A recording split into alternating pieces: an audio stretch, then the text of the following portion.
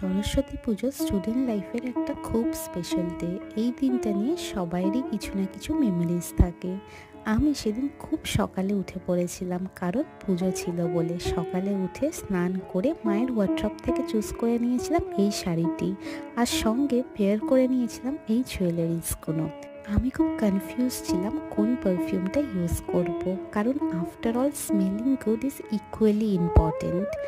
Ready হয়ে আমি চলে গেছিলাম আমার ইউনিভার্সিটিতে। ওখানে আমার বন্ধুরা অনেকক্ষণ ধরে ওয়েট করছিল।